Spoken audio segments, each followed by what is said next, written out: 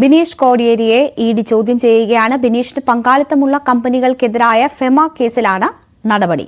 രേഖകളും ഹാജരാക്കി. വിവരങ്ങളുമായി ഡാനി ഇപ്പോൾ ചേരുന്നു. ഡാനി, ഒരു ഇടവേളയ്ക്ക് ശേഷം ബിനീഷിനെതിരായ അന്വേഷണം വാർത്തകളിൽ ഇടം പിടിക്കുന്നു. ഇതേത് കേസുകളിലാണ് ഇപ്പോഴത്തെ നടപടികൾ? രേണുക, ബിനീഷ് കോടിയേരിയുടെ കേരളത്തിലെ കമ്പനികളുടെ പ്രവർത്തനങ്ങൾ സംബന്ധിച്ച് നേരത്തെയും ഇഡി ഇതിന് അന്വേഷണം നടത്തിയിരുന്നു.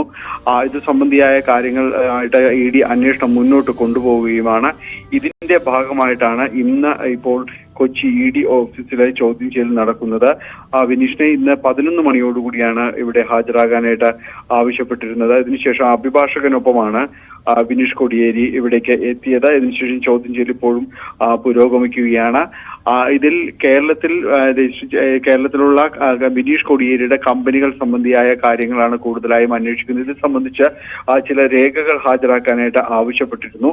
ഈ രേഖകളും ഇന്ന് ഹാജരാക്കിയിട്ടുണ്ട്. ഇതിന്റെ ഒരു പരിശോധനകൾ കാര്യങ്ങളടക്കം നടത്തേണ്ടതുണ്ട്. അപ്പോൾ അത്തരം കാര്യങ്ങളിലാണ് അന്വേഷണം പുരോഗമിക്കുന്നത്.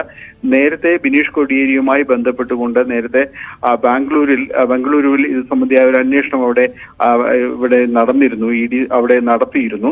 അന്ന് മയക്കുമരുന്ന് കേസുമായി ബന്ധപ്പെട്ട പിടിയിലായ ഒരാളുടെ മൊഴി അതിനെ ആധാരമാക്കിയായിരുന്നു അന്ന് അവിടെ അന്വേഷണം കാര്യങ്ങളെല്ലാം നടന്നിരുന്നത്. പിന്നീട് ഈ മയക്കുമരുന്ന് കേസടക്കമുള്ള കാര്യങ്ങളിൽ നിന്ന് ബിനീഷ് വിടുതൽ നേടിയിരുന്നു. ഇപ്പോൾ നടക്കുന്ന അന്വേഷണം കേരളത്തിൽ ബിനീഷിന്റെ കമ്പനികളുമായി ബന്ധപ്പെട്ടുകൊണ്ടുള്ള പണമിടപാട് കാര്യങ്ങൾ സംബന്ധിച്ചുള്ള അന്വേഷണമാണ് നടക്കുന്നത്. ഇതിലാണ് ബിനീഷ് കോടിയേരി ഇപ്പോൾ കൊച്ചിയിൽ ഇഡി ഓഫീസിൽ ചോദ്യം ചെയ്യുന്നത്.